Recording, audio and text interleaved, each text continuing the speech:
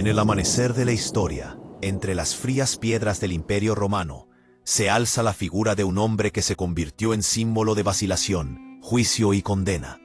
Poncio Pilato, el procurador de Judea. Fue bajo su mandato que tuvo lugar el más enigmático y transformador de los juicios, aquel que condujo a la crucifixión de Jesús de Nazaret. Pilato, según los relatos, no encontró culpa en el prisionero que tenía delante. Sin embargo, presionado por el clamor de la multitud y por el miedo a provocar la ira de César, lo entregó a la cruz. La escena, envuelta en polvo, sudor y sangre, marcó para siempre su memoria. Tal vez se lavó las manos ante la multitud, pero nunca logró lavar el peso de su decisión ante la eternidad. Y así comienza el misterio de su trágico destino. Algunos escritos antiguos afirman que, después de la crucifixión, la vida de Pilato nunca volvió a ser la misma. Se decía que era atormentado por pesadillas incesantes, escuchando en la noche el eco de la voz de Jesús y los gritos de la multitud clamando «Crucifícalo». Su esposa, según ciertos relatos apócrifos, también fue perseguida por visiones y advertencias espirituales, hundiéndose en la desesperación. De acuerdo con Eusebio de Cesarea, historiador cristiano del siglo IV, Pilato no pudo soportar el peso de la culpa y acabó quitándose la vida en Roma durante el reinado de Calígula. Sin embargo, su muerte no fue vista como ordinaria. Muchos creyeron que había sido consumido por el tormento, enloquecido por la memoria del justo al que había condenado. Pero la leyenda no termina ahí.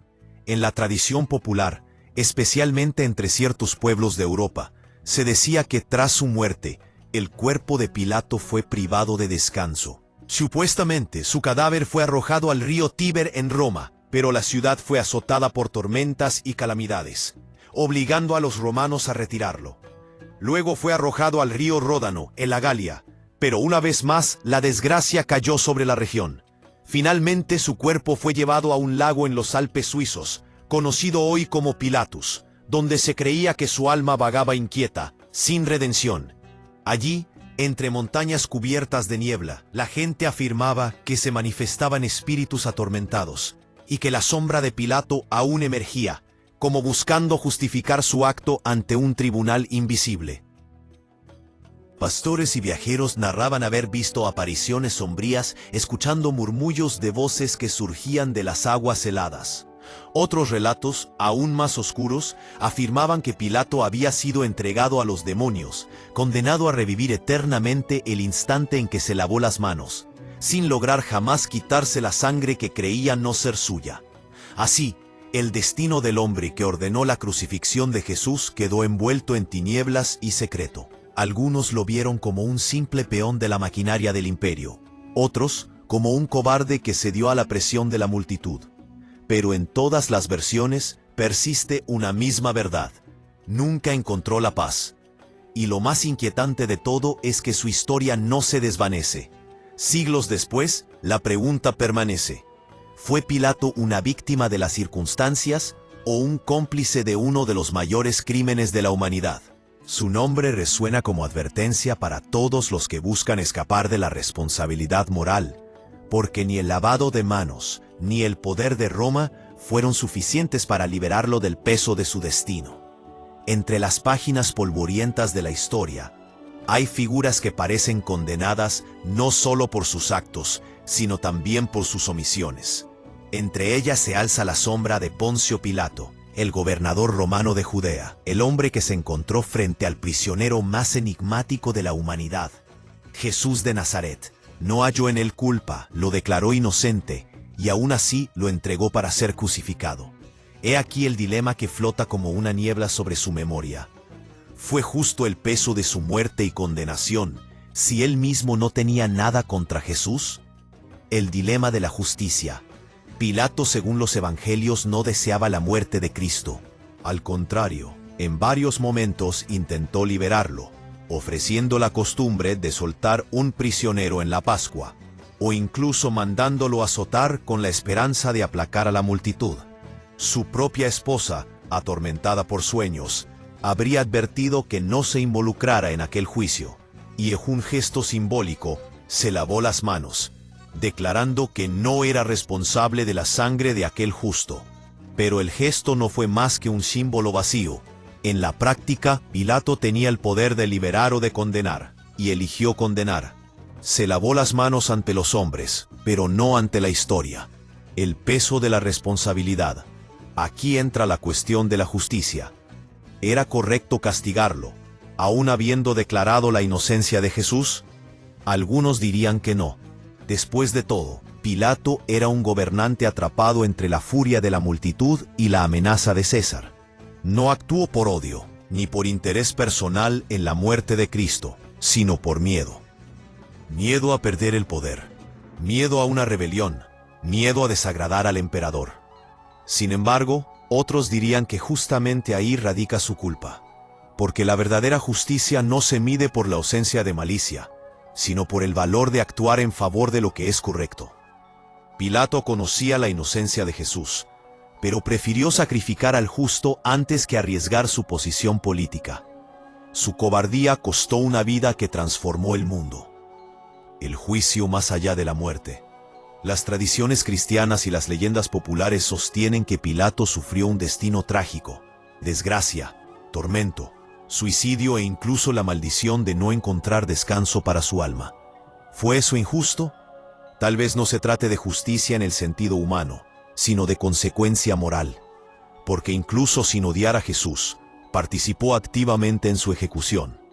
La justicia divina, según muchos, no juzga solo intenciones, sino también decisiones.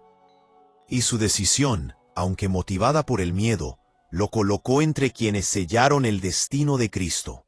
Así, la muerte y condenación de Poncio Pilato no pueden verse simplemente como castigo por la falta de odio, sino como la consecuencia inevitable de la debilidad de su elección.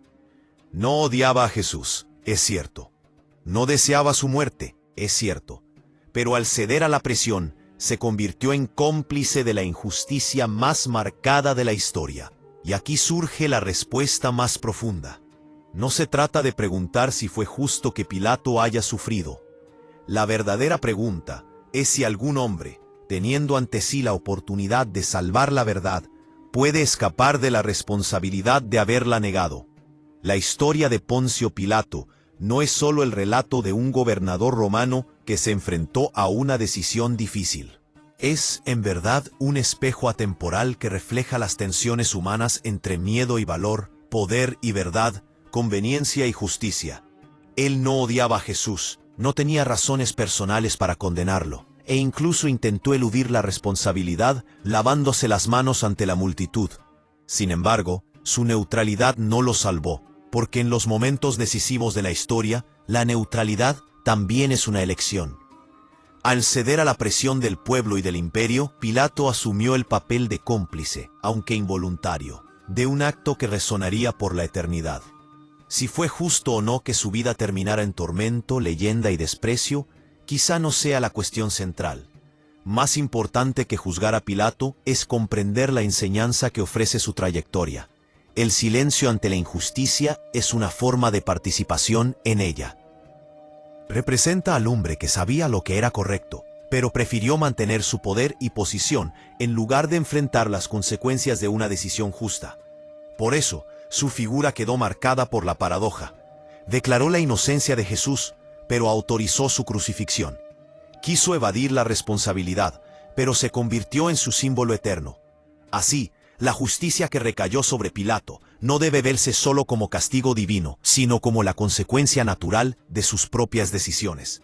Quien renuncia a la verdad para preservarse a sí mismo, termina prisionero de su propia cobardía.